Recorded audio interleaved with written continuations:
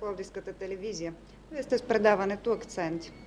Коледа, предстоят новогодишни празници, свързани с много лакомства, с вкусна храна, но следствията от всичките тези удоволствия са понякога натоварени стомаси, натоварен стомашен тракт, чревен тракт и куп други болешки. Но няма да говорим за лошите неща, напротив, ще говорим за как можем всъщност превантивно да си доставим една добра храна, какво е решението. Сега ще разберем, защото гости тук в студиото са. Най-напред представям Иван Мургов, професор по микробиология, след това Каменка Маринска, която е управител на млечно предприятие "Налка", и на последно място Костадин Георгиев, който пък е управител на месокомбинат "Садово". И така към професор Мургов. Професора, добре дошъл в студиото на Пловдивската телевизия. Вече 12 години, откакто заговорихме за Ентеросан. За зрителите, които са за първи път с нас, какво да им кажем за Ентеросана? Това, че е хранителна добавка. Каква е неговата функция? Защо трябва да го познават? Преди всичко Ентеросан е пробиотик. Това са високо концентрирани хранителни добавки, съдържащи лактобацили и бифидобактерии, т.е. главните регулатори на стомашно-чревната микрофлора.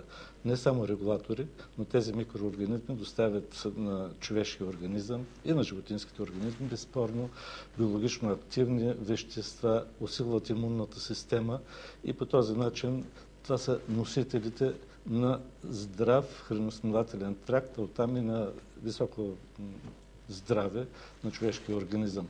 Буквално Ентеросан означава ентеро стомашно-чревен тракт, сан-санте, здраве. Т.е. и в самото име е вплетено мотива за здраве на човека. Защо е нужно това нещо? Човек идва на тази земя с микроорганизмите, те съпътстват неговия храносмилателен тракт, помагат му, а често пъти инфекциите обратно возят едни или други увреждания. В съвременния забързан свят стресът е един от факторите, който съществено влияе върху равновесието на стомашно-чревната микрофлора. Отделно консерванти, отделно антибиотици, лекарства всевъзможни. И всичко това като краен резултат води със себе си нарушения, които пък нарушават здравето на човека.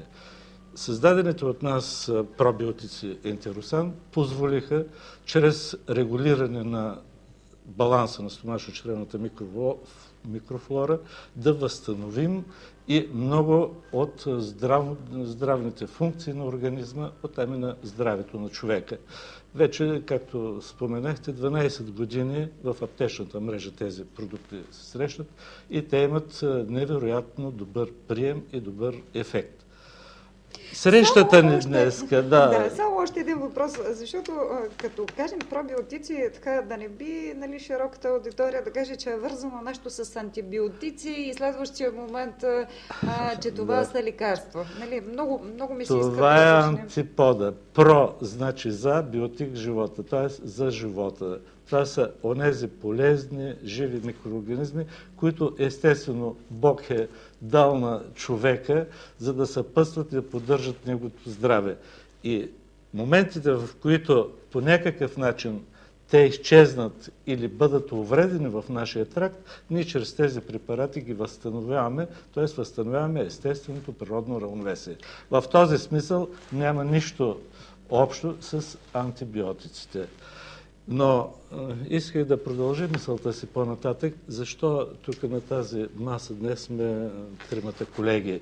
Да, и виждат сигурно и... Защото нормално, когато се появи болешка, било то на някой орган или в стомашно-чревния тракт, тогава човек търси аптеката, търси лекара.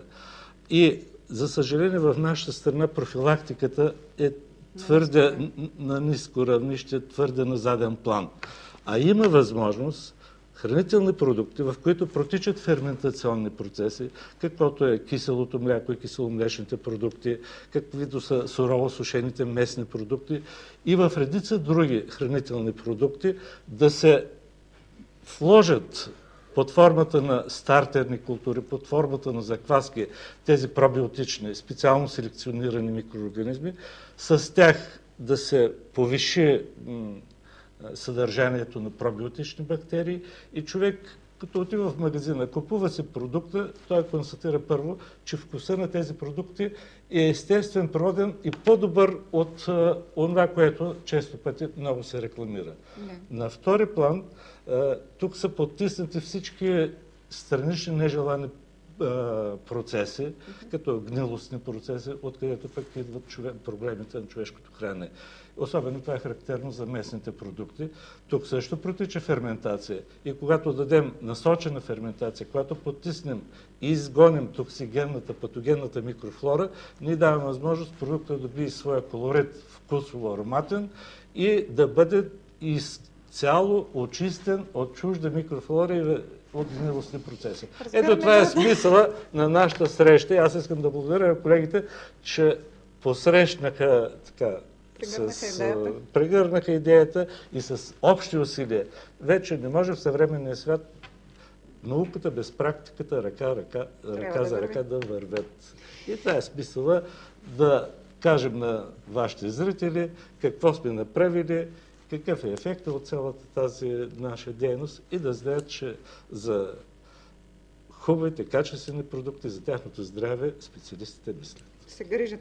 Добре, аз към госпожа Маринска да задам въпроса. Как се запознахте с професор Мургов? Разбрали сте за тази технология на пробиотиците? Значи ние сме малко предприятие и решихме, че ще произвеждаме нещо много качествено и много хубаво. Това ни заведе в ВИХ-ВП-то, а там се осъществи срещата с професор Мургов. Значи, отивайки натам, ние не сме имали в предвид, че точно е пробиотичното. Но бяхме на подходящото място с подходящия човек. Значи, ние наистина искаме да произведем нещо, което да бъде не само качествено, но и да бъде и полезно за хората. И вкусно. И вкусно. Много вкусно. Така се роди нашата идея. Да работиме заедно с него, удоволствие да се работи заедно с човек. И с колектива, значи сам човек нищо не значи. Нито аз без колектива, нито вие без вашите колективи можем нещо да направим. Въпросът ми е следния. Ето, ние просто сме показали киселото мляко. С какво, ако се опита, как могат да разберат, че това е полезното мляко? Значи аз пробиотичното кисело мляко го бях кръстила за себе си. Значи в такъв вид аз знам какво мога, опитаме да разбереш и ти. Ефектът е невероятен. В днешното съвремие с тази компютъризация, застоялия начин на живота е много голям. Много хора имат проблеми. При пробиотичните млека, значи с бифидото, с вкусването и на другия ден проблема го няма. Значи ефектът е невероятен, бърз. Изчистване на организма. Точно така. И оттам вече всеки би преценил кое да предпочете. Обаждат ми се много наши близки, приятели и хора, които за първи път са взели да търсят къде да се закупят, защото каза, аз приключих да влизам в аптека. С лекарствата и с... Да, аз казах. Подходящо ли е за малки деца? С лактобацилус. За всички възрастови групи. Тоест за възрастови малки. Няма значение. Няма проблем. Да задам въпроса на господин Костадин Георгиев, управителя на Садова. Добре, ето сега това наистина звучи доста революционно така. Пробиотици, нали, в луканки. Значи, имайки предвид, че месокомбинат Садова работи само с български качествени охладени меса, ние също прегърнахме тази идея, която се видяхме с професор Мургов. Още повече, че на голяма част, включително на нашия собственик и на мен, господин Мургов е бил преподавател в